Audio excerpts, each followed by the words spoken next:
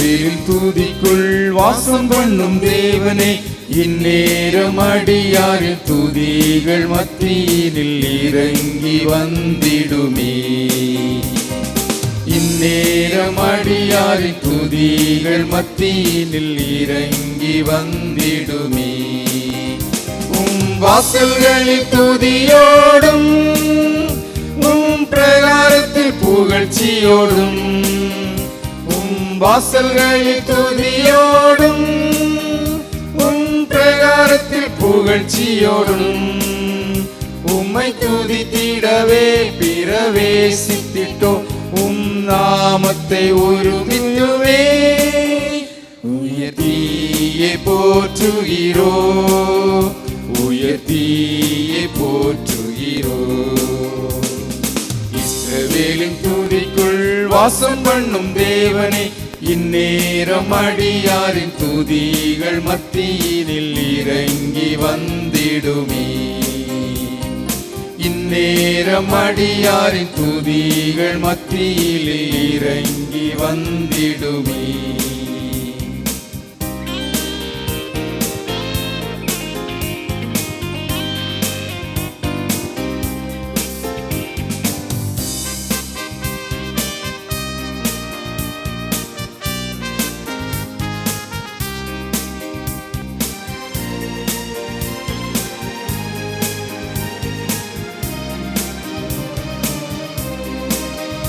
இஸ்ரவேலின் எக்காளமதா ஆரவாரத்து முழக்கத்தின் முன், இஸ்ரவேலின் எக்காளமதா ஆரவாரத்து முழக்கத்தின் முன், எரிகோவின் அலங்கம் வீழ்ந்தது போ.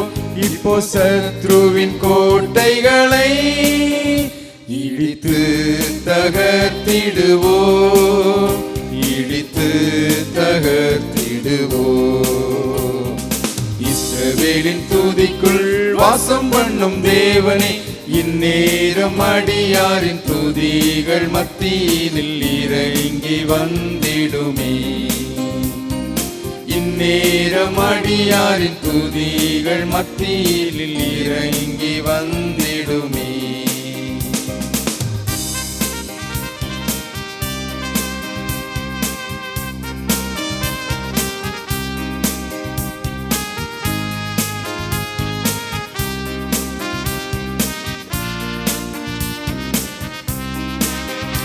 எதை குறித்தும் கவலைப்படாமல் எல்லா விண்ணப்பமும் ஏறெடுங்கள். எதை குறித்தும் கவலைப்படாமல் எல்லா விண்ணப்பமும் ஏறெடுங்கள். என்னில் ஸ்தோத்திர ஜெப வேண்டுதலோடு இப்போ எல்லா புத்திக்கும் மேலான சமாதானம் மீந்திடுமே, சமாதானம் மீந்திடுமே.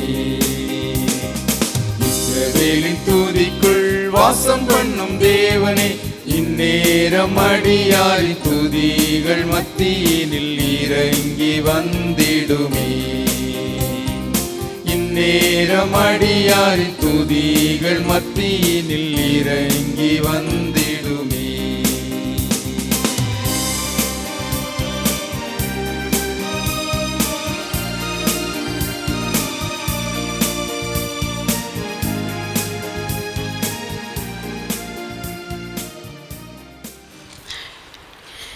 இயேசு கிறிஸ்துவின் இனிய நாமத்திலே உங்கள் யாவருக்கும் எங்களுடைய அன்பான வாழ்த்துக்கள்.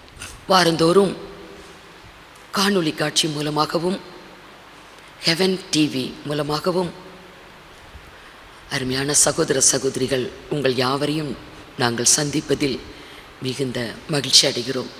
தேவனாகிய கர்த்தர் உங்கள் அனைவரையும் ஆசீர்வதிப்பாராக. கண்களை மூடி நாம் ஜெபிப்போம். சர்வ வல்லமையுள்ள எங்கள் தேவனாகிய கர்த்தாவே, நன்றி உள்ள உள்ளத்தோடு தேவனாகிய கர்த்தரை நாங்கள் ஸ்தோத்திரிக்கிறோம். ஆண்டவரே, உம்மை நாங்கள் துதிக்கிறோம். அப்பா, உமக்கே மகிமை உண்டாகட்டும். இந்த வேளைக்குள் கர்த்தர் எங்களை வழிநடத்தி கொண்டு வந்திருக்கிறீர். உமக்கு மகிமை ஆண்டவரே. நாங்கள் தியானிக்க போகிற உம்முடைய சத்திய வசனங்களுக்காய் மகிமை அப்பா. உம்முடைய வார்த்தையை கேட்கக்கூடிய அருமையான தேவ பிள்ளைகள் அனைவருக்காய் உம்மை நாங்கள் ஸ்தோத்திரிக்கிறோம். யாவரையும் ஆசீர்வதியும். உமக்கே மகிமை ஆண்டவரே. ஸ்தோத்திரம் இயேசுவே, உமக்கு ஸ்தோத்திரம். துதிகன மகிமையெல்லாம் உமக்கே ஏறெடுக்கிறோம். இயேசு கிறிஸ்துவின் மூலமாய் வேண்டிக் கொள்கிறோம் பரிசுத்த பிதாவே, ஆமென். கர்த்தருடைய நாமத்துக்கு மகிமை உண்டாவதாக. மார்க்கு சுவிசேஷம் 12ஆம் அதிகாரம் 15 17 வரைக்கும் நம்ம வாசிக்க கேட்கலாம். அவர்களுடைய மாயத்தை அவர் அறிந்து, நீங்கள் என்னை ஏன் சோதிக்கிறீர்கள்? நான் பார்க்கும்படிக்கு ஒரு பணத்தை என்னிடத்தில் கொண்டு வாருங்கள் என்றார். அவர்கள் அதை கொண்டு வந்தார்கள். அப்பொழுது அவர், இந்த சுரூபமும் மேலெழுத்தும் யாருடையது என்று கேட்டார். ராயனுடையது என்றார்கள். அதற்கு இயேசு, ராயனுடையதே ராயனுக்கும், தேவனுடையதே தேவனுக்கும் செலுத்துங்கள் என்றார். அவர்கள் அவரை குறித்து ஆச்சரியப்பட்டார்கள். கர்த்தருக்கு மகிமை உண்டாகட்டும். ஆண்டவராகிய இயேசு கிறிஸ்து இந்த பூமியிலே அவர் நடமாடி ராஜ்யத்தின் வசனங்களை அவர் பிரசங்கித்து கொண்டிருந்த நாட்களில் கர்த்தரை சோதிப்பதற்காக ஆசாரியர்கள், வேதபாரகர்கள், மூப்பர்கள், பரிசேயரில் சிலரையும் ஏரோதியரில் சிலரையும் ஆண்டவர்கிட்ட அனுப்பி வைக்கிறாங்க. அவங்க கர்த்தரிடத்தில் வந்து கர்த்தரை முதலாவது அப்படியே உயர்த்தி அவரை கொஞ்சம் புகழ்ந்து அப்படி அவரை பேசி ஒரு காரியம், ஒரு கேள்வி கேட்குறாங்க. போதுகிறே, நீர் சத்தியம் உள்ளவர் என்றும் எவரை குறித்தும் உமக்கு கவலை இல்லை என்றும் அறிந்திருக்கிறோம். நீர் முகத்தாட்சண்யம் இல்லாதவராய் தேவனுடைய மார்க்கத்தை சத்தியமாய் போதிக்கிறவர் என்றும் நாங்கள் அறிந்திருக்கிறோம் என்று அவரை ரொம்பவே மகிமைப்படுத்துகிற மாதிரி சொல்லி, ராயனுக்கு வரி கொடுக்கிறது நியாயமா இல்லையா? நம்ம ராயனுக்கு வரி கொடுக்கலாமா, கொடுக்கக்கூடாதா என்று கேட்டாங்க. ஏனென்றால் அன்றைக்கு ரோமர்களுடைய அரசாட்சி யூதர்களை ரொம்பவே அவங்க அடிமைப்படுத்தி ஆட்சி புரிஞ்சுக்கிட்டு இருந்தாங்க. யூதர்கள் மீது வரி சுமையை அவர்கள் சுமத்தி வசூல் பண்ணிக்கிட்டு இருந்தாங்க. ஆகவே யூதர்களுக்கு அது ரொம்ப மனபாரம். ஆனால் இவங்க வந்தது இயேசுவை வார்த்தையினால், அவருடைய பேச்சிலே ஒரு குற்றம் கண்டுபிடித்து அவருக்கு கொலை தண்டனை வாங்கி கொடுக்கணும். சோதிப்பதற்காக இங்கே வேத பாரகரிலும் ஏரோதியரிலும் சில பேர் வந்திருக்கிறாங்க. ஆசாரியர்கள் இவர்களை அனுப்பி வைத்திருக்கிறாங்க. இது ஆண்டவருக்கு தெரியும். ஏன்னா அவருக்கு மனுஷரை குறித்து நன்றாய் அறிந்தவர். மனுஷரை குறித்து யாரும் ஒன்றுமே சொல்ல வேணாம். அவருக்கு இந்த மனிதர் நல்லவன், இவன் கெட்டவன் என்று சொல்ல தேவையில்லை. அவருக்கு எல்லாரை பற்றியும் எல்லாமே தெரியும். அவர் எல்லாவற்றையும் அறிந்திருக்கிறார். ஆகவே அவர் அவர்களுடைய மாயத்தை அறிந்து அவங்கள பார்த்து கேட்டார், ஏன் என்னை சோதிக்கிறீங்க? ஒரு பணத்தை என்னிடத்துல கொண்டு வாங்க, கொடுங்க, நான் சொல்கிறேன் என்று ஒரு பணத்தை கேட்டார். இவங்க கொடுத்தாங்க. கொண்டு வந்து கொடுத்தவுடனே அதை பார்க்கிறார். மேல் எழுத்து அந்த சொரூபம். இதெல்லாம் யாருடையது என்று கேட்டார்.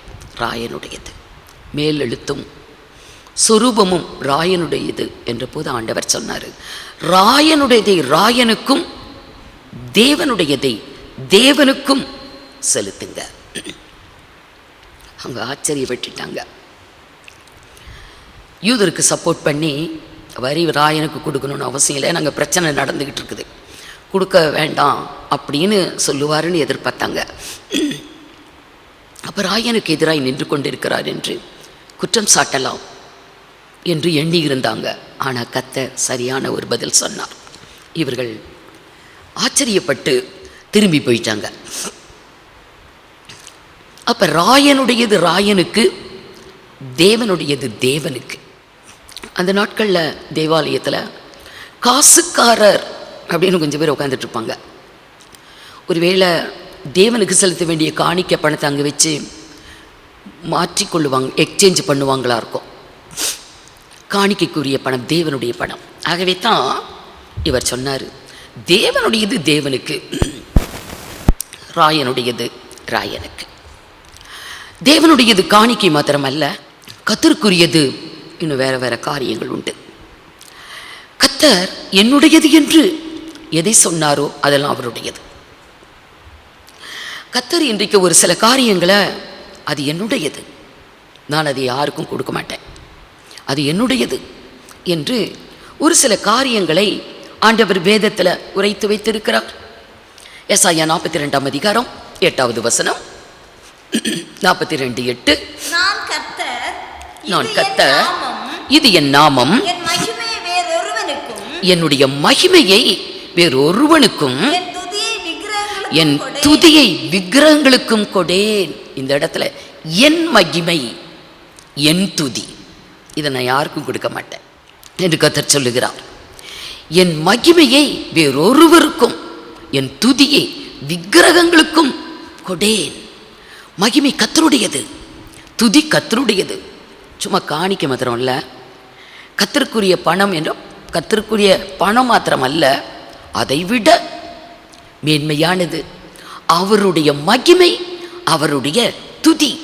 மகிமை என்னுடையது என்று சொல்லுகிறார்.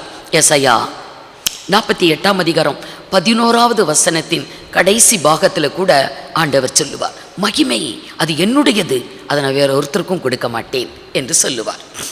என்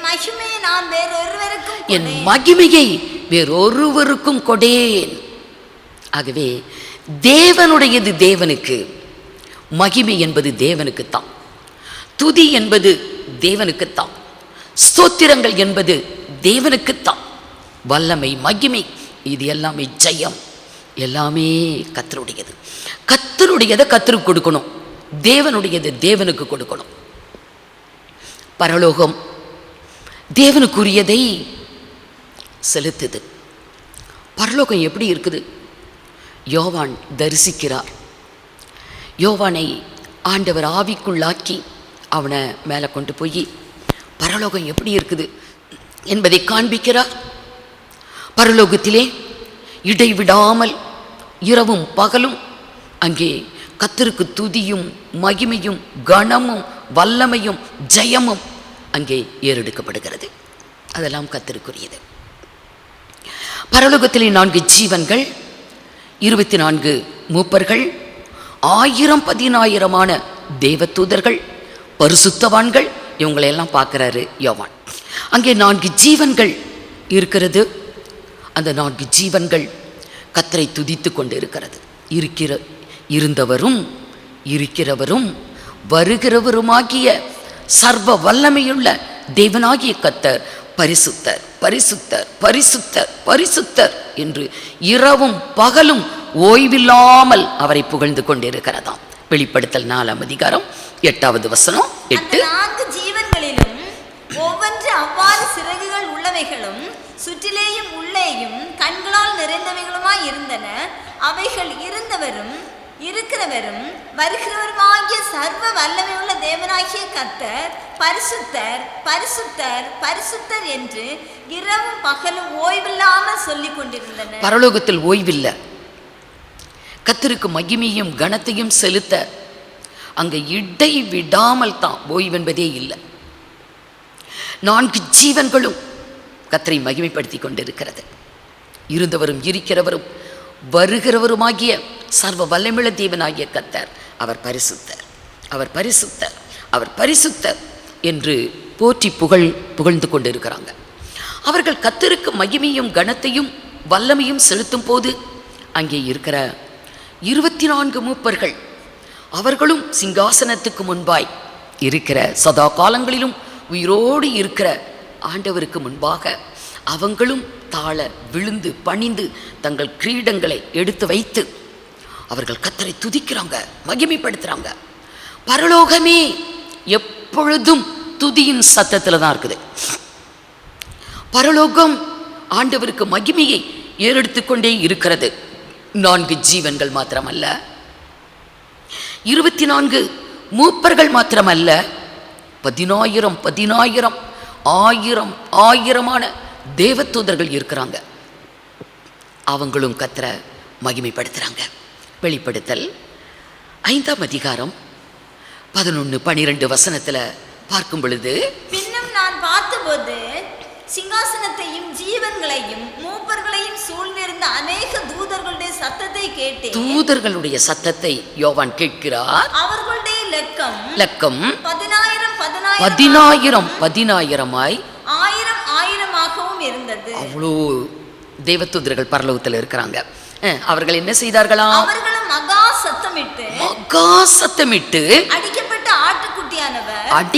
ஆட்டுக்குட்டியானவர் வல்லமையும் ஐஸ்வரியத்தையும் பலத்தையும் கனத்தையும் மகிமையையும் ஸ்தோத்திரத்தையும் பெற்றுக்கொள்ள பாத்திரராய் இருக்கிறார் என்று சொன்னார்கள். கர்த்தரை புகழ்றாங்க. 4 ஜீவன்கள், 24 மூப்பர்கள், 1000 தேவதூதர்கள் மகா சத்தமிட்டு கர்த்தரை மகிமைப்படுத்துறாங்க, துதிக்கிறாங்க, ஸ்தோத்திரிக்கிறாங்க, போற்றுறாங்க. அப்படியே மனிதர் ஒருவராலும் எண்ணக்கூடாத அளவுக்கு இருக்கிற பரிசுத்தவான்கள் அங்கே நின்று கொண்டு இருக்கிறாங்க. அவர்களும் கர்த்தரை மகிமைப்படுத்துறாங்க. வெளிப்படுத்தல் 7ஆம் அதிகாரம் 9-10 வசனத்திலே பார்க்கும் பொழுது, இவைகளுக்கு பின்பு நான் பார்த்தபோது இதோ சகல ஜாதிகளிலும் கோத்திரங்களிலும் ஜனங்களிலும் பாஷைக்காரிலும் இருந்து வந்ததும் யாராலும் எண்ண முடியாது எண்ணிக்கைக்கு அடங்காத திரள் கூட்ட பரிசுத்தவான்கள் அங்கே நின்று கொண்டு இருக்கிறாங்க. கர்த்தருடைய சிங்காசனத்துக்கு முன்பாக அவர்கள் நின்று கொண்டு வெள்ளை அங்கிகளை தரித்து தங்கள் கைகளில் குருத்தோலைகளை பிடித்து சிங்காசனத்திற்கு முன்பாகவும் ஆட்டுக்குட்டியானவருக்கு முன்பாகவும் நிற்க கண்டேன். அவர்கள் மகா சத்தமிட்டு ரட்சிப்பின் மகிமை எங்கள் தேவனுக்கும் ஆட்டுக்குட்டியானவருக்கும் உண்டாவதாக என்று ஆர்ப்பரித்து மகிமைப்படுத்துறாங்க. அப்போ மூப்பர்களும் மகிமைப்படுத்துறாங்க. இப்படி பரலோகம் என்பது அப்படியே துதியின் சத்தத்தால் நிறைந்திருக்கிறது. ஆண்டவரை துதித்து மகிமைப்படுத்துறாங்க. கர்த்தர் சொல்லுகிறார், மகிமை என்னுடையது, துதி என்னுடையது, ஸ்தோத்திரங்கள் என்னுடையது. அது அவருடையதை அவருக்கே செலுத்தும். பரலோகம் துதிக்கிறது மட்டுமல்ல, பூலோகத்திலே இருக்கிற நாம் தேவனாகிய கர்த்தரை அப்படியே நாமும் போற்ற வேண்டும், புகழ வேண்டும், துதிக்க வேண்டும், ஸ்தோத்திரிக்க வேண்டும், மகிமைப்படுத்த வேண்டும். கர்த்தர் அதை விரும்புகிறார். நாம் கர்த்தரை மகிமைப்படுத்துவதை கர்த்தர் விரும்புகிறார். ஆண்டவராகிய இயேசு கிறிஸ்து அவர் யார்? தேவன் மாம்சத்திலே வெளிப்பட்டார், மனிதனாய் வந்தார். அப்படி அவர் மனிதனாக இந்த உலகத்திலே நடமாடின நாட்களிலே பிதாவை மகிமைப்படுத்துகிறார், பிதாவை ஸ்தோத்திரிக்கிறார். அவர்தான் நம்முடைய வாழ்வுக்கு எடுத்துக்காட்டு, முன்னோடி, வழிகாட்டி. அவர் வைத்து போன அடிச்சுவடைத்தான் நாம் பின்பற்ற வேண்டும். ஆண்டவராகிய இயேசு கிறிஸ்து பிதாவை மகிமைப்படுத்துகிறார். பிதாவே, இந்த பூமியில் உம்மை நான் மகிமைப்படுத்தினேன் என்று சொல்லுகிறார். பூமியிலே நான் உம்மை மகிமைப்படுத்தினேன். யோவான் சுவிசேஷம் 17ஆம் அதிகாரம் 4வது வசனம். பூமியிலே உம்மை நான் மகிமைப்படுத்தினேன். இயேசு கிறிஸ்து மகிமைப்படுத்துகிறார். லாசருவை உயிரோடு எழுப்பும்போது கூட அவர் சொல்லுவார், பிதாவே, நீர் எனக்கு எப்பொழுதும் செவி கொடுக்கிறபடியால் உம்மை நான் ஸ்தோத்தரிக்கிறேன் என்று கர்த்தரை ஸ்தோத்தரித்தார். பிதாவை மகிமைப்படுத்துகிறார், ஸ்தோத்தரிக்கிறார். ஏனென்றால் கர்த்தர் யார்? அவர் மகிமையின் ராஜா. யார் இந்த மகிமையின் ராஜா? அவர் கர்த்தர், யுத்தத்தில் வல்லவர். ஆகவே மகிமையின் ராஜா, அவருக்கு மகிமையை செலுத்த வேண்டும். பிள்ளைங்க ஒரு அருமையான பாடல் பாடினாங்க, இஸ்ரவேலின் துதிக்குள் வாசம் செய்யும் கர்த்தர். ஆம், இஸ்ரவேலின் துதிக்குள் வாசமாயிருக்கிற கர்த்தர். சங்கீதம் 22:3 வசனத்திலே சொல்லப்பட்டிருக்கும், இஸ்ரவேலின் துதிக்குள் வாசமாயிருக்கிற கர்த்தர். அவர் துதிகளின் மத்தியிலே வாசம் செய்கிறவர். வாசிங்க. இஸ்ரவேலின் துதிகளுக்குள் வாசமாயிருக்கிற தேவரீர். கர்த்தர் துதிக்குள்ள இருக்கிறார். நம்ம கர்த்தரை துதித்தால் அவர் நம் அருகே இருப்பார். நாம் கர்த்தரை துதிக்கும் பொழுது, ஸ்தோத்திரிக்கும் பொழுது, கர்த்தரை மகிமைப்படுத்தும் பொழுது அந்த துதிக்குள்ள கர்த்தர் இருப்பார். இஸ்ரவேலின் துதிக்குள் வாசமாயிருக்கிற கர்த்தர். இஸ்ரவேலர் மாத்திரம் அல்ல, நாம புதிய ஏற்பாட்டு காலத்து இஸ்ரவேலர் தான், தேவஜனம். நாம் கர்த்தரை துதிக்கும் பொழுது, ஸ்தோத்திரிக்கும் பொழுது கர்த்தர் நம்முடைய துதிகளின் மத்தியில் அவர் வாசமாயிருக்கிறார். கர்த்தருக்கு துதிகள், ஸ்தோத்திரங்கள், மகிமை என்பது அவருடையது. அவருக்கு ரொம்ப அது பிரியம். வேதத்தில் சொல்லப்பட்டு இருக்கிறது, ஸ்தோத்திர பலி இடுகிறவன் என்னை மகிமைப்படுத்துகிறான். மகிமை கர்த்தருக்குரியது. அந்த மகிமையை அவருக்கு எப்படி செலுத்துவது? கர்த்தருக்குரிய மகிமையை நாம் அவருக்கு செலுத்த வேண்டுமானால் ஸ்தோத்திர பலி செலுத்தணும். ஸ்தோத்திர பலி இடுகிறவன் என்னை மகிமைப்படுத்துகிறான் என்று வேதத்தில் சொல்லப்பட்டு இருக்கிறது. சங்கீதத்தில் வாசிக்க வேண்டாம், 50ஆம் சங்கீதம் கடைசி வசனம் 23 சொல்லப்பட்டிருக்கும். ஸ்தோத்திர பலி இடுகிறவன் ஸ்தோத்திரங்களை ஏறெடுக்கிறது.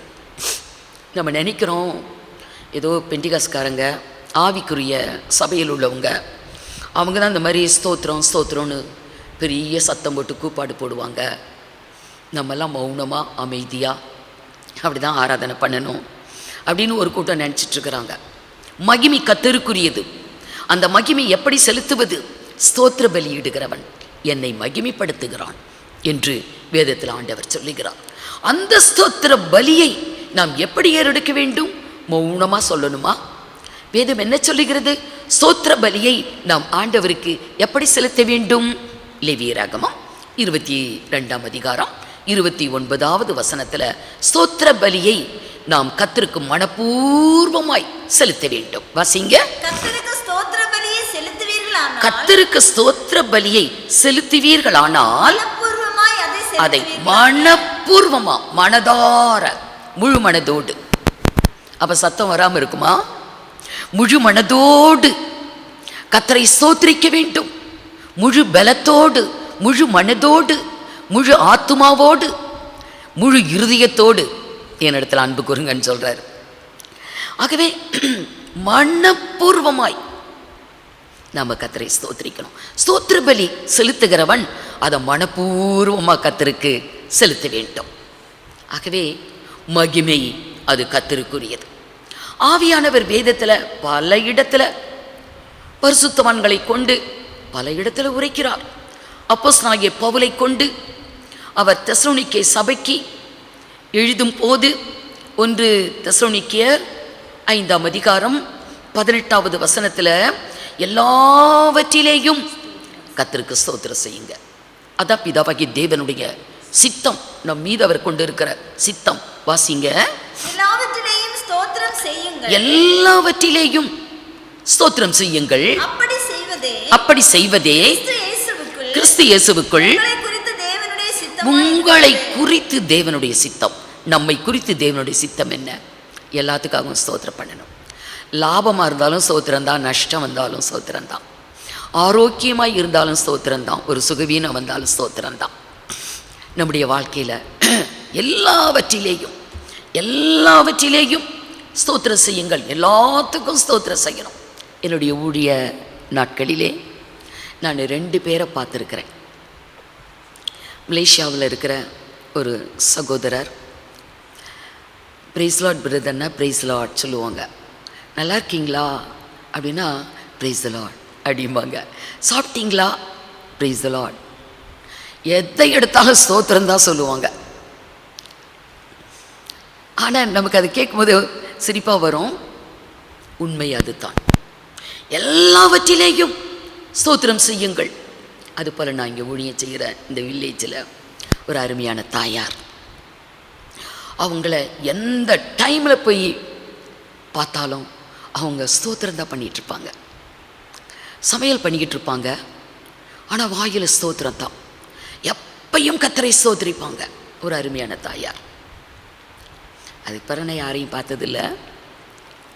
எல்லாவற்றிலேயும் கர்த்தரை ஸ்தோத்திரிங்க. அப்படி நாம் செய்வது தான் நம்மை குறித்து பிதாவாகிய தேவனுடைய சித்தம் எல்லாத்துக்கும் ஸ்தோத்திரம் பண்ணுங்க. வாழ்க்கையில் ஒரு துன்பமா, ஒரு கஷ்டமா, ஒரு பிரச்சனையா, ஒரு வேதனையா, சுகவீனமா, பலவீனமா, வருத்தமா, சஞ்சலமா, பாரமா, கண்ணீரா, ஸ்தோத்திரம் செய்வோம். அப்படி செய்யும் பொழுது தீமைகளை தேவன் நன்மையாய் மாற்றுவார். நம்முடைய வாழ்க்கையில் ஒரு தீமையே வந்திருந்தா கூட நம்ம ஸ்தோத்திரங்களை ஏறெடுக்கிறதுனால அது பரலோக மந்திரம், அது நன்மையாக மாறும். ஆகவே எல்லாவற்றிலேயும் ஸ்தோத்திரங்களை ஏறெடுக்கும்படி அப்போஸ்தலனாகிய பவுல் அவர் தெசலோனிக்கே சபைக்கு எழுதுகிறதை பார்க்கிறோம். அப்படியே எபிரேயருக்கு எழுதும் போது 13ஆம் அதிகாரம் 15வது வசனத்துல, ஆகையால் அவருடைய நாமத்தை துதிக்கும் உதடுகளின் கனியாகிய ஸ்தோத்திர பலியை அவர் மூலமாய் எப்போதும் தேவனுக்கு செலுத்த கடவோம். நம்ம எப்பையும் செலுத்த வேண்டிய ஒன்று. உதடுகளின் கனியாகிய ஸ்தோத்திர பலி. ஸ்தோத்திரம் அப்படின்னு சொன்னா அது ஒரு கனி, ஆண்டவருக்கு சுவையான ஒரு பழம். அவருக்கு பசினா கனியை தான் தேடுவார். காலையில் அவருக்கு பசி வந்தப்போ அத்திமரத்தில் போய் கனியை தேடினார். அந்த அத்திமரத்தில் கனி இல்லை, அவருடைய ஆகாரம். பசியோடு அத்திமரத்தை பார்க்கிறார், கனியற்ற அத்திமரம். அதை சபித்தார், அது பட்டு போயிற்று. நம்முடைய வாழ்க்கையில் கர்த்தர் கனியை எதிர்பார்க்கிறார். ஆவிக்குரிய கனிகள், நீதியின் கனிகள், நற்கிரிகளாகிய கனிகள், இதெல்லாம் நம்மகிட்ட இருக்கணும். இது போக உதட்டின் கனி ஸ்தோத்திரம். நம்ம மனதார மனப்பூர்வமாய் கர்த்தருக்கு ஸ்தோத்திரங்களை ஏறெடுக்கும் பொழுது அவருடைய பசி ஆற்றப்படும். கனி கனி மாத்திரமல்ல, அது ஒரு பலி. பழைய ஏற்பாட்டின் காலத்தில் ஆண்டவருக்கு பலி செலுத்தினார்கள் தேவ ஜனங்கள். ஆலயத்துக்கு போகிறப்பெல்லாம், ஆசரிப்பு கூடாரத்துக்கு போகும் பொழுதெல்லாம் பலிகளோடு தான் போவாங்க. ஆடு, மாடு, பறவைகள் தங்களுடைய திராணிக்கு தக்கதாய் கர்த்தருக்கு செலுத்துவதற்கு, தங்கள் பாவத்திலிருந்து நிவிர்த்தி பெற அவர்கள் பலிகளை கொண்டு போவாங்க. நாம் இன்றைக்கு இந்த புதிய ஏற்பாட்டின் காலத்தில் அவர் நம்மிடத்தில் விரும்பக்கூடிய பலி ஸ்தோத்திரம். ஸ்தோத்திரம் என்பது ஒரு பலி, ஸ்தோத்திர பலி. அது கனியாகவும் பலியாகவும் இருக்கிறது.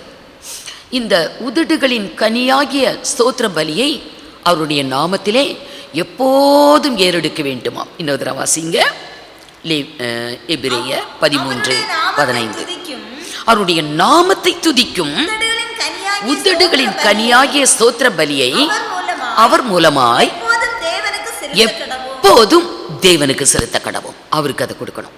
எப்பொழுதும் நம்ம எப்பொழுதும் ஆண்டவருக்கு செலுத்த வேண்டிய ஒரு காரியம் ஸ்தோத்திரம். ஏனென்றால் துதி அவருடையது, ஸ்தோத்திரங்கள் அவருடையது, மகிமை அவருடையது. அவருடையது அவருக்கு கொடுக்கணும்.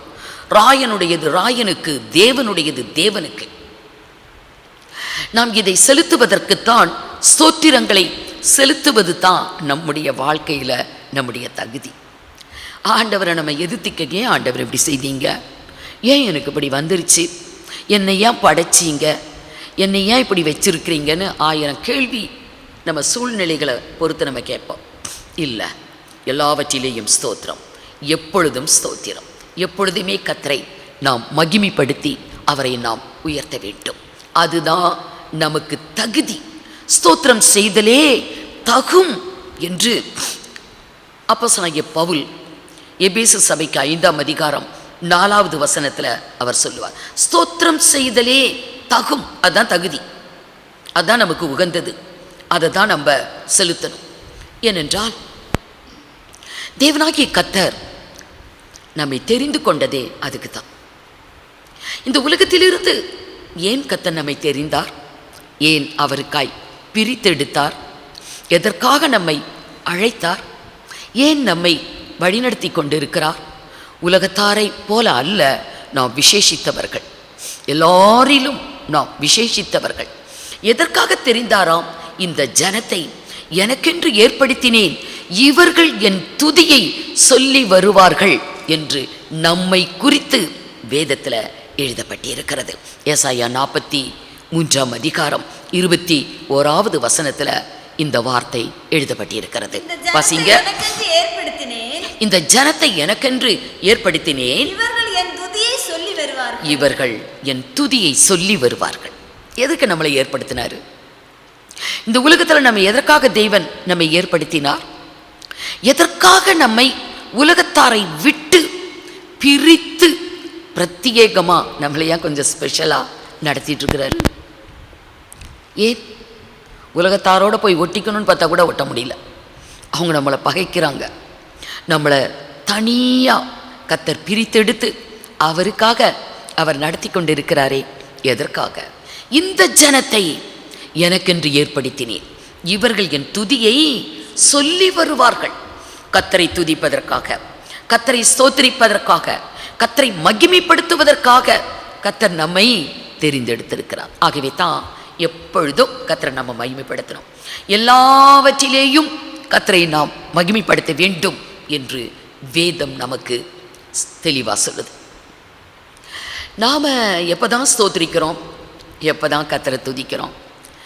நம்முடைய வாழ்க்கையில் ஒரு பிரச்சனை, ஒரு சோதனை, ஒரு கஷ்டம், ஏதாகிலும் ஒன்று வாழ்க்கையில் வரும்போது தான் ஆண்டவரே என்னை இதிலிருந்து விடுதலை பண்ணுங்க என்று நம்ம கர்த்தரை தேடி போகிறோம். ஆவிக்குரிய சபைகளை எப்போ தேடி போகிறோம்? ஒரு பிரச்சனை வந்தாதான், ஒரு சோதனை, நெருக்கங்கள், ஒரு கஷ்டங்கள், வறுமை, ஒரு பற்றாக்குறை இது வாழ்க்கையில் வரும் பொழுது நாம் கர்த்தரை தேடி போகிறோம், கர்த்தரை ஸ்தோத்திரிக்கிறோம். ஏன் வர்றதுக்கு முன்னாடியே ஸ்தோத்திரம் பண்ணியிருந்தா, வர்றதுக்கு முன்னாடியே கர்த்தரை மகிமைப்படுத்தி இருந்தா இதெல்லாம் வந்திருக்கவே செய்யாது. அப்படிதான் வேதத்தில் எழுதப்பட்டு இருக்கிறது. தேவனை மெய்யான தெய்வம் என்று அறிந்தும் அவரை ஸ்தோத்திரியாமலும் மகிமைப்படுத்தாமலும் இருந்தபடியினால் தேவன் அவர்களை என்ன பண்ணினாராம்? இருளுக்கு ஒப்பு கொடுத்தார். அவங்க வாழ்க்கையில் அப்படிதான் இருள் வருது. ஏன் ஒரு சில மனிதர்களுடைய வாழ்க்கையில் இருள், வெளிச்சம் என்பது இல்லை, வெற்றி என்பது இல்லை, சந்தோஷம் என்பது இல்லை, சஞ்சலம், பாரம், சோதனை, வேதனை, கணவரால் பிரச்சனை, மனைவியினால பிரச்சனை, பிள்ளைகளால் பிரச்சனை, பக்கத்து வீடு, எதிர் வீடு, சொந்தக்காரங்க, உறவினர்கள், நண்பர்கள், ஊர் மக்கள், சமுதாயத்தில் எத்தனை எத்தனை பிரச்சனைகளை சந்திக்க நேரிடுகிறது. தேவன் மெய்யான தேவன், அவரை தெரியும். அவரை ஸ்தோத்திரியாமலும் மகிமைப்படுத்தாமலும் இருந்தால் ஒரு மனிதனுடைய வாழ்க்கையில இருள் தான் சூழும். ரோமருக்கு எழுதின நிருபம் 1 அதிகாரம் 21வது வசனம். தேவனை அறிந்தும் தேவனென்று அவரை மகிமைப்படுத்தாமலும் ஸ்தோத்திரியாமலும் இருந்து தங்கள் சிந்தனையினால் வீணரானார்கள். உணர்வில்லாத அவர்களுடைய இருதயம் இருளடைந்தது. உணர்வில்லை. மெய்யான தெய்வம் ஆண்டவராகிய இயேசு, நமக்காக ஜீவனை கொடுத்தவர் இயேசு, கல்வாரி சிலுவையிலே ரட்சிப்பை உண்டாக்கினவர் இயேசு தெரியும், வாயில சொல்லுவோம். ஆனால் அவரை ஸ்தோத்திரியாமலும் மகிமைப்படுத்தாமலும் அவங்க இருந்தா அவங்கள கர்த்தர் இருளுக்கு ஒப்பு கொடுத்திருவார். அவர்கள் இருதயம் இருளடைந்தது. ஆகவே தான் ஆண்டவர் சொன்னார், இப்படி ஒரு இருள் உன் வாழ்க்கையில வர்றதுக்கு முன்னாடியே கர்த்தரை ஸ்தோத்திரிக்கலாமே, ஆண்டவரை துதிக்கலாமே. இருள் வந்த பிறகு, துன்பம் வந்த பிறகு, வேதனைகள் வந்த பிறகு, சோதனைகள் வந்த பிறகு, வருத்தங்கள், சஞ்சலங்கள், பல நஷ்டங்கள், கஷ்டங்கள், உயிர் சேதங்கள் வந்த பிறகு ஆண்டவரை மகிமைப்படுத்தி என்ன பண்றது? அதுக்கு முன்னாடி மகிமைப்படுத்தி இருந்தா இதெல்லாம் ஒண்ணுமே வராது. ஆகவே கர்த்தர் சொன்னார், இருள் வருவதற்கு முன்பு, நீ வெளிச்சத்துக்கு காத்திருக்கும் போது உனக்கு இருள் வருது. ஆனா இப்படி இருள் வருவதற்கு முன்னதாகவே நீ தேவனை மகிமைப்படுத்தினார், உன் வாழ்க்கையில இதெல்லாம் வராதே. ஆகவே நீ மகிமைப்படுத்து என்று கர்த்தர் சொல்லுகிறார். எரேமியா 13 அதிகாரம் 16வது வசனம். அந்தகாரத்தை வர பண்ணுவதற்கு முன்னும் இருண்ட மலைகளில் உங்கள் கால்கள் இடறுவதற்கு இருண்ட மலையில் உங்கள் கால்கள் இடறுவதற்கு முன்னும் நீங்கள் வெளிச்சத்துக்கு காத்திருக்கும் போது அதை அந்தகாரமும் காரிருளுமாக மாற பண்ணுவதற்கு முன்னும் உங்கள் தேவனாகிய கர்த்தருக்கு மகிமையை செலுத்துங்கள். ஒரு துன்பம் வர்றதுக்கு முன்னாடி அரசாங்கமே சொல்லுது, வருமுன் காப்போம். ஒன்று வர்றதுக்கு முன்னாடியே நாம் தப்பிச்சுக்கிற வழியை பார்க்கணும். ஆகவே தேவனை மகிமைப்படுத்த வேண்டும். அவர் மெய்யான தெய்வம். அவரை நாம் ஸ்தோத்திரிக்க வேண்டும், மகிமைப்படுத்த வேண்டும். அது தேவனுக்குரியது. ஆகவே தேவனுக்குரியதை தேவனுக்கும், ராயனுக்குரியதை ராயனுக்கும் நாம் செலுத்த வேண்டும். ஆகவே முன்னதாக ஆண்டவர் எல்லாம் நமக்கு தந்திருக்கிறார். கர்த்தர் நமக்கு எல்லாமே சம்பூரணமா தந்திருக்கும் போது தேவனை மகிமைப்படுத்தாமல் இருந்தார். கர்த்தர் சகலவற்றையும் நமக்கு சம்பூரணமாய் தந்திருக்கும் போது நம்ம மனமகிழ்ச்சியோடு தேவனாகிய கர்த்தரை துதித்து ஸ்தோத்தரித்து நாம் அவருக்கு ஆராதனை செய்யணும். அப்போ இன்னுமே தேவன் ஆசீர்வதிப்பார். ஆனால் எல்லாம் நல்லா இருக்குது. கர்த்தர் ஒரு நல்ல வீட்டை தந்திருக்கிறார், நல்ல வாகனங்கள், காரு, மோட்டர் பைக், நல்ல வாகனங்கள் தந்திருக்கிறாரு பிரயாணத்திற்கு. ஒரு நல்ல கணவர், நல்ல மனைவி, நல்ல பிள்ளைகள், ஒரு நல்ல வேலை, நல்ல ஒரு சேலரி, இப்படி எல்லாமே அமைப்பாக இருக்குது. சகலமும் சம்பூர்ணமாக பரிபூரணமாக இருக்கும் போது ஒரு குறைவும் இல்லை, ஒரு குறைவும் இல்லை. எல்லாம் இப்போ நிறைவாக இருக்குது. நம்ம தங்குறதுக்கு ஒரு நல்ல வீடு இருக்குது, புசிக்கிறதுக்கு ஆகாரம் இருக்குது, உடுத்துறதுக்கு ட்ரெஸ் இருக்குது, நல்ல ஒரு குடும்பம், அருமையான பிள்ளைகள், எல்லாமே நல்லா இருக்குது. இப்படி இருக்கும் பொழுது, தேவன் எல்லாவற்றையும் நமக்கு தந்திருக்கும் பொழுது மனமகிழ்ச்சியோடு நாம் அவரை சேவிக்க வேண்டும். ஸ்தோத்திரங்களை ஏறெடுத்து, துதிகளை ஏறெடுத்து கர்த்தரை நன்றாக மகிமைப்படுத்தணும். அப்படி தவறும் போது தான் வீட்டை இழக்கிறோம், சொத்து இழந்து போகிறோம், வேலையை இழந்து போகிறோம், வருமானத்தை இழந்து போகிறோம். நம்முடைய குடும்பத்தில் பல உயிர் சேதங்கள், பல கஷ்ட நஷ்டங்கள் இதெல்லாம் வருது. நோய்வாய்ப்படுறோம், இருந்த ஆரோக்கியம் போயிருது, ஆசீர்வாதம் போயிருது. இதெல்லாம் போன பிறகு திரும்ப எனக்கு அதெல்லாம் வேணும் என்று இப்போ உட்காந்து என்ன பண்ணுவோம்? ஸ்தோத்திரம் பண்ணிக்கிட்டு இருப்போம். இப்போ உட்காந்து ஆவிக்குரிய சபைகள் எங்கே, ஆவிக்குரிய ஊழியர்கள் எங்கே என்று தேடி போய் அங்கே போய் உட்காந்து ஸ்தோத்திரம் பண்ணிக்கிட்டு இருப்போம். வர்றதுக்கு முன்னாடியே தேவனை மகிமைப்படுத்தி இருந்தா இவ்வளோ நஷ்டம் வந்திருக்குமா, இவ்வளோ கஷ்டம் வந்திருக்குமா? ஆகவே கர்த்தர் சொல்லுகிறார், உபாகமம் 28ஆம் அதிகாரம் 47, 48, சகலமும் பரிபூரணமாய் இருக்கையில் மனமகிழ்ச்சியோடும் களிப்போடும் கர்த்தரை சேவியாமல், மனமகிழ்ச்சியோடு கர்த்தரை சேவியாமல் போனது நிமித்தம் எப்ப குறைவு வருது பாருங்க. கர்த்தர் சொல்லுகிறார், இப்ப எல்லாம் குறைஞ்சிருச்சு, சகலமும் குறைந்தது. வருமானம் இப்போ இல்லை, போதிய பணம் இல்லை, ரொம்ப கஷ்டம், கடனில் இருக்கிறோம், சரீரத்தில் ஆரோக்கியம் இல்லை, சுகம் இல்லை, பலம் இல்லை, வீட்டுக்குள்ள ஆசீர்வாதம் இல்லை, வீட்டுக்குள்ள சந்தோஷம் இல்லை, சமாதானம் இல்லை, ஆறுதல் இல்லை. வீட்டுக்குள்ளே வர்றதுக்கே கஷ்டமாக இருக்குது. வெளியே போனால் கூட கொஞ்சம் மனசு நல்லா இருக்குது, வீட்டுக்குள்ளே வர கஷ்டமாக இருக்குது. அநேகர் சொல்லுவாங்க, வெளியே போனால் கொஞ்சம் மனசுக்கு நல்லா இருக்குது, ஆனால் வீட்டுக்குள்ளே வந்தால் ஒரு இருள், வீட்டுக்குள்ளே வந்தாலே கோபம் வருது, சமாதானம் இல்லை, சந்தோஷம் இல்லை, வீட்டுக்குள்ளே என்னதான் இருக்கோ தெரியல என்று அநேகர் வந்து ஜெபம் பண்ணுங்க என்று கூப்பிடுவாங்க. சகலமும் நிறைவாய் இருக்கும் போது, சகலமும் பரிபூர்ணமாய் இருக்கும்போது, மனமகிழ்ச்சியோடும் மிகுந்த களிப்போடும் ஆண்டவரை சேவியாமல் போனால், கர்த்தருக்குரிய மகிமையை அவருக்கு செலுத்தாமல் போனால், அவருக்குரிய துதியை அவருக்கு கொடாமல் போனால், சகலமும் குறைவுபட்டு எல்லாம் நம்மளை விட்டு போயிடும். வாசிங்க, சகலமும் குறைவுபட்டு பட்டினியோடும் தாகத்தோடும் சத்துருக்களையும் நீ சேவிப்பாய். இவ்வளவு கஷ்ட நஷ்டம் வந்ததும் போதாதுன்னு சுத்திலும் சத்துருக்கள் வேற எழும்பிடுவாங்க. நமக்கு எதிராளிகள். ஒரு பகையும் இல்லை, விரோதமும் இல்லை, ஆனால் சத்துருக்கள் நிறையா இருப்பாங்க. நம்மளை பகைக்கிறவங்க நிறைய பேர் இருப்பாங்க, நம்மளை வெறுக்கிறவங்க நிறையா பேர் இருப்பாங்க. ஏன், எதுக்குன்னே தெரியாது. ஏன்? எல்லாம் நல்லா இருக்கும்போது தேவனை மகிமைப்படுத்தலை. சகலமும் சம்பூர்ணமாக இருக்கும் பொழுது களிப்போடு மனமகிழ்ச்சியோடு தேவனை மகிமைப்படுத்தலை, அவரை சேவிக்கல. இப்போ அதனால எல்லாமே குறைஞ்சி போச்சு. இது கர்த்தர் சொன்ன வார்த்தை. கர்த்தர் சொல்லுகிறார், இது கர்த்தருடைய வார்த்தை. நீ சத்துருக்களை சேவிப்பாய். சத்துருக்கள் எப்படி இப்படி எழும்புறாங்க?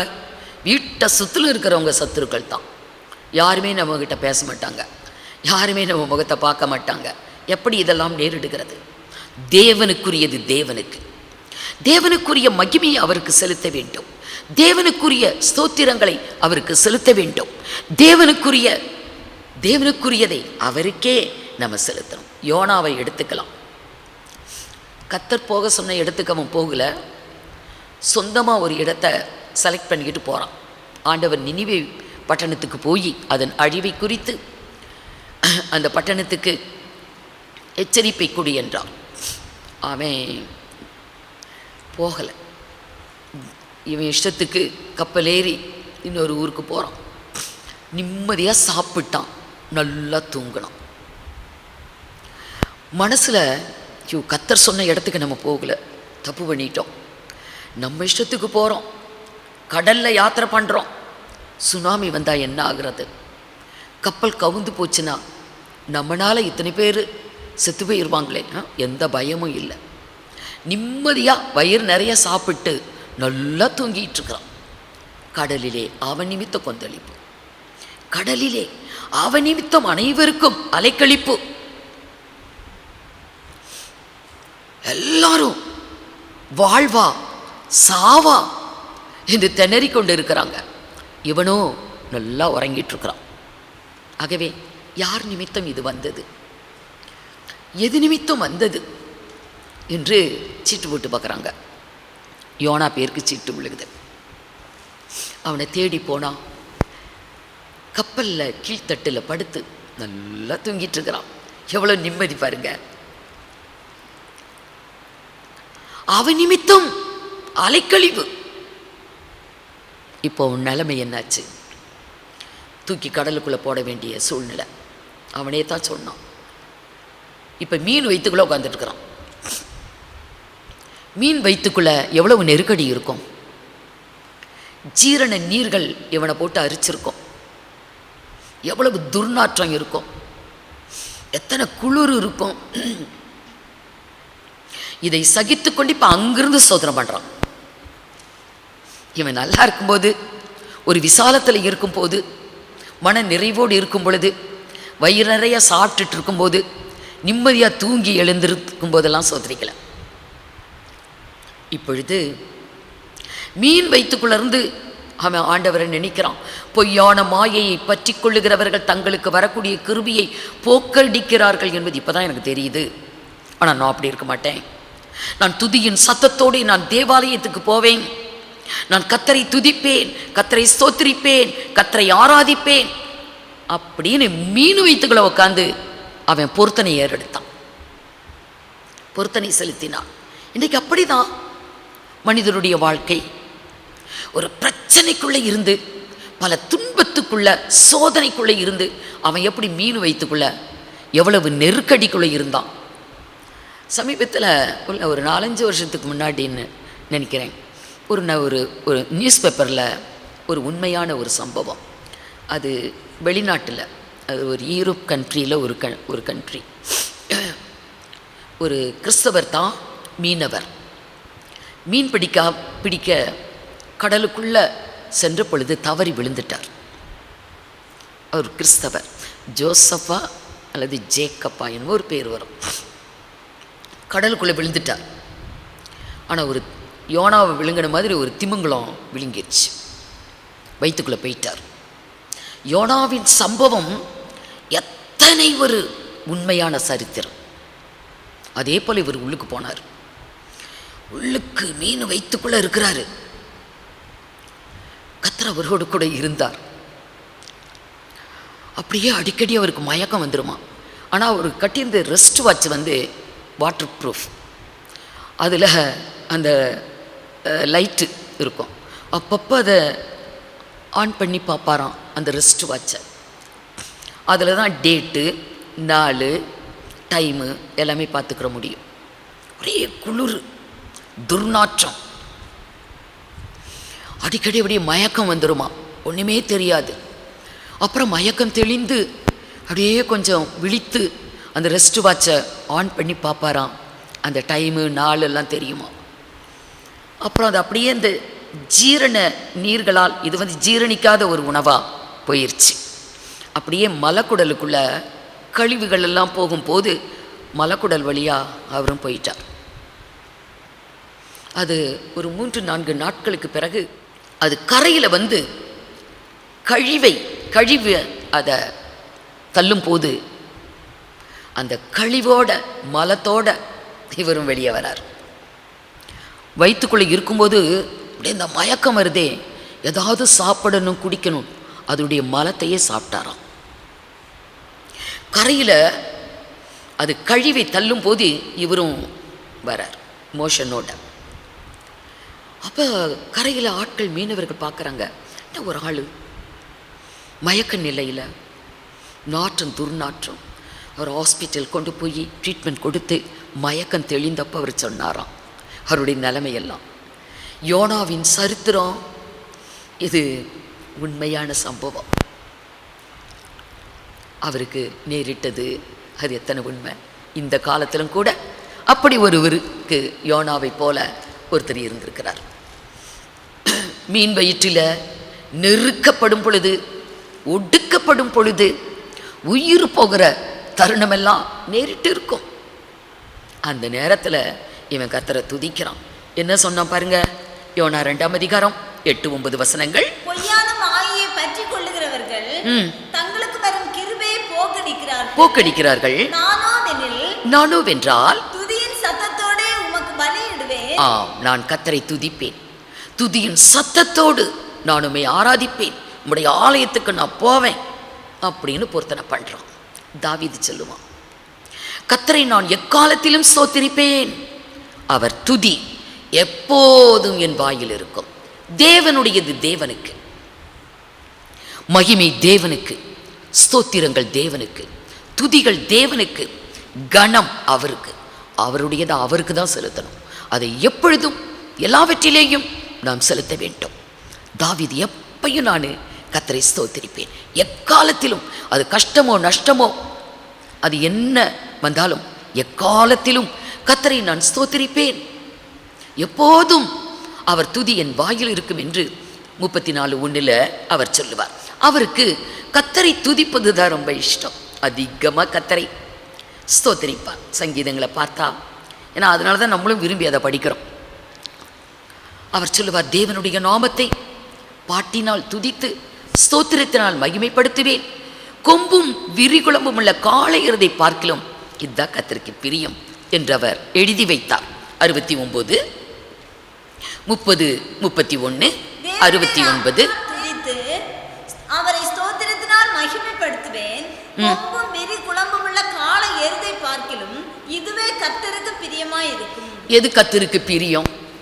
தேவனுடையதை தேவனுக்கு செலுத்துறது தான் தேவனுக்கு பிரியம். கர்த்தருடைய நாமத்தை நான் பாட்டினால் துதித்து, ஸ்தோத்திர பாடல்களை நான் பாடி தேவனை மகிமைப்படுத்த வேண்டும். இன்னொரு வாசிங்க, தேவனுடைய நாமத்தை பாட்டினால் துதித்து ஸ்தோத்திரத்தினால் மகிமைப்படுத்துவேன். ஸ்தோத்திரம், கர்த்தருக்கு ஸ்தோத்திரங்களை ஏறெடுத்து நான் என் தேவனை மகிமைப்படுத்துவேன். அது எப்படிப்பட்டதாம்? கொம்பும் விரிகுளம்பும் உள்ள காளை எருதை பார்க்கிலும் கர்த்தருக்கு அந்த பிரியம். ஆகவே சங்கீதக்காரனாகிய தாவீது கர்த்தரை துதிப்பதற்காக, கர்த்தரை ஸ்தோத்திரிப்பதற்காக, கர்த்தரை மகிமைப்படுத்துவதற்காக 4000 பேரை பிரித்தெடுத்தான். 4000 பேரை தேர்ந்தெடுத்து அவங்க கர்த்தரை துதித்து கொண்டே இருக்கணும், கர்த்தரை ஸ்தோத்திரித்து கொண்டே இருக்கணும், கர்த்தரை மகிமைப்படுத்தி கொண்டே இருக்க வேண்டும். 4000 பேரை அவன் கர்த்தரை துதிப்பதற்காகவே பிரித்து வைத்தானாம். 1 நாளாக 23, 5. 5. 4000 பேர் வாசல் காக்கிறவர்களாய் இருக்க வேண்டும் என்றும் துதி செய்கிறதற்கு நான் பண்ணுவித்த கீத வாத்தியங்களால் 4000 பேர் கர்த்தரை துதிக்கிறவர்களாய் இருக்க வேண்டும். 4000 பேர் கர்த்தரை துதிப்பதற்கு 4000 பேரை அவன் பிரித்து. அப்படியானால் துதியும் ஸ்தோத்திரமும் இப்படி கர்த்தரை மகிமைப்படுத்துவதற்கு எவ்வளவு முக்கியத்துவம் கொடுத்திருக்கிறான் தாவீது. அப்படியே நெகேமியாவில் பார்க்கலாம்.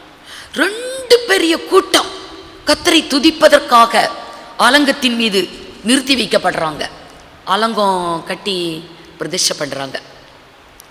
கர்த்தரை துதிப்பதற்கு ஸ்தோத்திரிப்பதற்கு ஆலயத்தை கட்டி பிரதிஷ்டை பண்றோமா, கர்த்தரை அதிகமாக மகிமைப்படுத்தணும். இந்த ஆலயத்துக்கு யாரெல்லாம் எவ்வளவு கொடுத்தாங்க, எவ்வளவு பணம் கொடுத்தாங்க, யாரெல்லாம் எப்படி உழைத்தாங்க அப்படின்னு சொல்லி நம்ம ஆளுகளை தான் ப்ரைஸ் பண்ணுறோம். மனிதர்களை புகழ்ந்து அல்ல. அலங்கம் கட்டப்பட்டது, பிரதிஷ்டை பண்ணுறாங்க. 2 பெரிய கூட்டம் அங்கே நிறுத்தப்பட்டு கர்த்தரை துதிப்பதற்காக தாவீது 4000 பேரை நிறுத்தி வைத்தது போல இங்கே நெகேமியா பெரும் கூட்டம் 2 கூட்டத்தை அவன் நிறுத்தி வைக்கிறான். நெகேமியா 12ஆம் அதிகாரம் 31வது வசனம் 31. அப்பொழுது நான் யூதாவின் பிரபுக்களை அலங்கத்தின் மேல் ஏற பண்ணி துதி செய்து நடந்து போகும்படி 2 பெரிய கூட்டத்தாரை நிறுத்தினேன். அவர்களில் ஒரு கூட்டத்தார் அலங்கத்தின் மேல் வலதுபுறமாக குப்பை மேட்டு வாசலுக்கு போனார்கள். போதும். இன்னொரு இப்படி 2 கூட்டம் கர்த்தரை துதிக்க. ஆம் அருமையானவர்களே, நாம் தேவனை துதிக்க துதிக்க நம்முடைய வாழ்வில் விடுதலை கிடைக்கும், வெற்றி கிடைக்கும். நெருக்கங்களா, ஒடுக்கங்களா, வேதனைகளா, சோதனைகளா, நம்முடைய பலத்துக்கு மிஞ்சி இன்றைக்கு சத்துருக்களின் கூட்டமா தேவன் ஜெயம் கொடுப்பார். ஏனென்றால் ஒரு முறை யோசபாத் என்ற யூதா ராஜாவுக்கு எதிராய் 3 பெரிய சத்துருக்களின் கூட்டம் படையெடுத்து வந்துருச்சு. அம்மோனியர், மோவாபியர், சேயீர் மலை தேசத்தார் 3 இராணுவம். யோசபாத் பயந்துட்டான். இந்த ஒரு இராணுவம் 3 பெரிய இராணுவத்தை எப்படி மேற்கொள்ளும்? அவன் மிகவும் பயந்து யூதா எங்கும் உபவாசத்தை கூறுவித்தானாம். எல்லாரும் உபவாசத்தோட வாங்க, கர்த்தருடைய சமூகத்துக்கு, கர்த்தருடைய ஆலயத்துக்கு உபவாசத்தோட வாங்க என்று எல்லாரையும் அழைத்தான். எல்லாரும் உபவாசத்தோட தேவசமூகத்தில் வந்திருக்கிறாங்க. கர்த்தரை நோக்கி அவங்க ஜெபிக்கிறாங்க. யோசபாத் கர்த்தரை நோக்கி அவன் என்ன ஜெபித்தான்? 3 பெரிய சத்துருக்களின் கூட்டம் வந்திருக்குது. அதை பார்த்து பயந்து அவன் எப்படி ஜெபித்தானாம்? 2 நாளாகமம் 20ஆம் அதிகாரம் 11, 12. இப்போதும் இதோ அவர்கள் எங்களுக்கு நன்மைக்கு தீமையை சரிக்கட்டி 3 பெரிய சத்துருக்களின் கூட்டம் நாங்க செய்த நன்மைக்கு பதிலா எங்களுக்கு தீமை செய்ய வந்திருக்கிறாங்க. தேவரீர் எங்களை சுதந்தரிக்க பண்ணின உம்முடைய சுதந்திரத்திலிருந்து எங்களை துரத்திவிட வருகிறார்கள். எங்களை இந்த தேசத்தில் இருந்து துரத்தி விடும்படி சத்துருக்கள் வந்திருக்கிறாங்க. எங்கள் தேவனே அவர்களை நீர் நியாயம் தீர்க்க மாட்டீரோ? எங்களுக்கு விரோதமாக வந்த இந்த ஏராளமான கூட்டத்திற்கு முன்பாக நிற்க எங்களுக்கு பலன் இல்லை. நாங்கள் செய்ய வேண்டியது இன்னதென்று எங்களுக்கு தெரியவில்லை. ஆகையால் எங்கள் கண்கள் உம்மையே நோக்கி கொண்டிருக்கிறது. கர்த்தரை நோக்கி ஜெபித்தாங்க. ஏராளமான இந்த கூட்டத்துக்கு நாங்க எதிர்கொண்டு நிற்க, அவங்களோட யுத்தம் பண்ண எங்களுக்கு பலன் இல்லை. நாங்கள் என்ன செய்வதென்றே எங்களுக்கு தெரியவில்லை. எங்களுடைய கண்கள் உம்மை நோக்கி கொண்டு இருக்கிறது. நீர் எங்களுக்கு உதவி செய்ய வேண்டும். கர்த்தர் பதில் கொடுத்தார் தீர்க்கதரிசி மூலமா. இந்த யுத்தம் உங்களுடையதல்ல, யுத்தம் கர்த்தருடையது. கர்த்தர் உங்களுக்காக யுத்தம் செய்வார். நீங்க விடிய காலத்துல நீங்க புறப்பட்டு போய் நீங்க எதிர்கொண்டு போங்க சத்துருக்களை. கர்த்தரை துதித்து நீங்க மகிமைப்படுத்துங்க என்று கர்த்தர் சொன்னார். 19வது வசனத்தின் கடைசி பாகம். இஸ்ரவேலின் தேவனாகிய கர்த்தரை மகா சத்தத்தோடே கம்பீரமாய் துதித்தார்கள். யார யுத்தத்துக்கு போகும்போது நல்ல இன்ஸ்ட்ருமெண்ட்ஸ் எல்லாம் போட்டு வாசித்து கர்த்தரை துதிச்சுக்கிட்டு போவாங்களா? மகா சத்தமிட்டு கர்த்தரை துதித்து கர்த்தரை மகிமைப்படுத்தி கர்த்தரை பாடினார்கள். என்ன பாட்டு பாடினாங்க? கர்த்தரை துதியுங்கள், அவர் கிருபை என்றும் உள்ளதென்று கர்த்தரை பாடினார்கள். கர்த்தருடைய கிருபை என்றும் உள்ளது என்று கர்த்தரை பாடினார்கள். கர்த்தரை துதி செய்து அவரை மகிமைப்படுத்தி அவரை ஆர்ப்பரித்து அவர் நாமத்தை உயர்த்தி துதித்து கொண்டே சத்துருக்களுடைய பாளையத்துக்கு போறாங்க. அங்க 3 சத்துருக்களின் கூட்டம் மடிஞ்சிருக்குது பாருங்க. 22வது வசனம். அவர்கள் பாடி துதி செய்ய தொடங்கின போது அவர்கள் பாடி துதி செய்ய தொடங்கிய போது யூதாவுக்கு விரோதமாய் வந்து பதிவிருந்த அம்மோன் புத்திரர், மோவாப் புத்திரர், சேயீர் மலை தேசத்தார் விரோதமாய் ஒருவரை கர்த்தர் எழும்பச் செய்து அவர்கள் வெட்டுண்டு விழுந்தார்கள். 3 பேரும் ஒன்மைண்டா தான் வந்தாங்க. 3 பேரும் ஒருமனப்பட்டு யோசபாத்தை எதிர்த்து வந்தாங்க. இவங்களுக்குள்ள என்ன வந்துச்சு? ஒரு தாறுமாறான ஆவி அவர்களுக்குள் புகுந்தது. 3 பேரும் ஒரு மனதா வந்து யோசபாத்தை எதிர்க்க வந்தவர்கள். இவங்களுக்குள்ளேயே பிரச்சனை ஆயிருச்சு. மோவாபியர், அம்மோனியர், சேயீர் மலை தேசத்தார் 3 பேருமே ஒருவருக்குள் ஒருவர் பிரச்சனை ஆகி ஒருத்தரை வெட்டி 3 கூட்டமும் மடிஞ்சு போயிட்டாங்க. யோசபாத் யுத்தமே செய்யல. யுத்தம் கர்த்தருடையது. கர்த்தர் நமக்காக யுத்தம் செய்வார். இன்னும் எவ்வளவோ சொல்லிக்கிட்டு போகலாம். எரிகோவின் கோட்டை துதியினால் தரைமட்டமானது.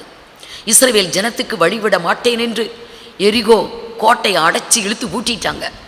இவர்கள் கர்த்தரை துதித்து ஆர்ப்பரித்தார்கள். கோட்டை தரைமட்டமானது. ஒரு புதிய மார்க்கம் திறந்தது. கர்த்தர் வழி கொடுத்தார். இப்படி அநேக காரியங்கள் துதியினாலும் சோத்திரத்தினாலும் கர்த்தரை மகிமைப்படுத்தி எவ்வளோ பேர் வெற்றி பெற்றாங்க. இன்றும் கர்த்தர் அப்படி செய்கிறார். இன்றைக்கும் கர்த்தர் ஜீவனுள்ளவர். ஆண்டவராகிய இயேசு மாறாதவர். நேற்றும் இன்றும் என்றும் மாறாதவர். அருமையானவர்கள், கர்த்தரை நம்ம ஸ்தோத்திரிக்கணும், கர்த்தரை நம்ம துதிக்கணும். அதுதான் கர்த்தருக்கு இஷ்டம். எப்பொழுதும் எல்லாவற்றிலேயும் கர்த்தரை நாம் மகிமைப்படுத்த வேண்டும். தேவனுடையது தேவனுக்கே. கர்த்தர் உங்களை ஆசீர்வதிப்பாராக. கண்களை மூடி நாம் ஜெபிப்போம். ஜெபம் செய்வோம். எங்களை அதிகமாக நேசிக்கிற எங்கள் நல்ல ஆண்டவரே, துதிகளின் மத்தியில் வாசம் செய்யும் எங்கள் பரிசுத்த தேவனே, உம்மை துதிக்கிறோம், ஸ்தோத்தரிக்கிறோம், மகிமைப்படுத்துகிறோம். நீர் மகிமையின் ராஜா, நீர் உன்னதர், உயர்ந்தவர். உம்மை ஸ்தோத்தரிக்கிறோம் அப்பா. ஸ்தோத்திர பலியிடுகிறவன் என்னை மகிமைப்படுத்துகிறான் என்று நாங்கள் வாசித்தோம்ப்பா. ஸ்தோத்திரம் பண்ணுகிறதின் முக்கியத்துவத்தை எங்களுக்கு நீங்கள் இன்னைக்கு உணர்த்தி காண்பித்தீங்க. வேதத்தில் உள்ள வசனங்களின் மூலம் அநேக காரியங்களை தியானிக்க நீங்கள் எங்களுக்கு கிருபை செய்தீங்க. நன்றியோடு ஸ்தோத்தரிக்கிறோம். இந்த ஜனத்தை எனக்கென்று ஏற்படுத்தினேன், இவர்கள் என் துதியை சொல்லி வருவார்கள் என்று நாங்கள் வாசித்தோம்ப்பா. எப்பொழுதும் உம்மை ஸ்தோத்தரிக்க வேண்டும், துதிக்க வேண்டும், மகிமைப்படுத்த வேண்டும் என்பதை எங்களுக்கு நீங்கள் கற்றுத்தந்தீங்க. எங்களிலும் அநேகர் உம்மை ஸ்தோத்தரியாமல், துதிக்காமல், மகிமைப்படுத்தாமல் மனம் போன போக்கிலே நாங்கள் வாழ்ந்து கொண்டிருக்கிறோம் என்பதை நீங்கள் எங்களுக்கு உணர்த்தி காண்பித்தீங்க. நன்றியோடு ஸ்தோத்தரிக்கிறோம்ப்பா. நாங்கள் உம்மை துதிக்காமல், ஸ்தோத்தரியாமல், மகிமைப்படுத்தாமல் இருக்கும் பொழுது இருளுக்குள் எங்களுடைய வாழ்க்கை செல்கிறது என்பதை நாங்கள் தியானிக்க எங்களுக்கு கிருபை செய்தோம்ப்பா. எல்லா விதமான ஆசீர்வாதங்களையும் எங்களுக்கு நீங்கள் தந்திருக்கும் பொழுது எங்கள் மனம் போன போக்கிலே வாழாமல், ஆண்டவரே, நீர் எங்களை உருவாக்கினதன் உன்னத நோக்கத்தை நாங்கள் உணர்ந்தவர்களாக உம்மை துதிக்க, ஸ்தோத்தரிக்க, மகிமைப்படுத்த எங்கள் ஒவ்வொருவருக்கும் ஆண்டவரே நீங்கள் கிருபை செய்யணுமாறு ஜெபிக்கிறோம்ப்பா. இன்றும் கூட ஆண்டவரே, வேதத்தில் உள்ள அநேக தாசர்களை நாங்கள் பார்த்தோம்ப்பா. உம்மை துதிக்கும் பொழுது, ஸ்தோத்தரிக்கும் பொழுது எவ்வளவாய் வெற்றி சிறந்தார்கள். நீர் அவர்களுக்கு ஜெயத்தை கொடுத்தீர் என்பதை நாங்கள் தியானிக்க எங்களுக்கு கிருபை செய்தீங்க. துதியின் வல்லமையை, ஸ்தோத்திரம் பண்ணுகிறதின் வல்லமையை நாங்கள் உணர்ந்து கொண்டோம். ஆண்டவரே, உம்மை நாங்கள் எப்பொழுதும் துதிக்கிறவர்களாக, ஸ்தோத்தரிக்கிறவர்களாக, மகிமைப்படுத்துகிறவர்களாக காணப்பட எங்கள் ஒவ்வொருவருக்கும் நீங்கள் கிருபை செய்யுங்க ஆண்டவரே. இந்த நாட்களிலும் கூட ஆண்டவரே நீர் எங்களை பலப்படுத்துங்க. உம்முடைய கரத்தின் வல்லமை ஒவ்வொரு நாளும் எங்களை வழிநடத்தட்டும். ஒவ்வொரு நாளும் உம்முடைய பாதுகாவல் எங்களுக்கு இருப்பதாக ஆண்டவரே நீரே வழிநடத்தும், மகிமைப்படும். மீட்பர் இயேசுவின் மூலம் ஜெபிக்கிறோம் நல்ல பிதாவே, ஆமேன். என் ஆத்துமாவே கர்த்தரை ஸ்தோத்ரி, என் முழுவலுமே பரிசுத்த நாமத்தை ஸ்தோத்ரி. என் ஆத்மாவே கர்த்தரை ஸ்தோத்ரி, அவர் செய்த சகல உபகாரங்களையும் மறவாதே.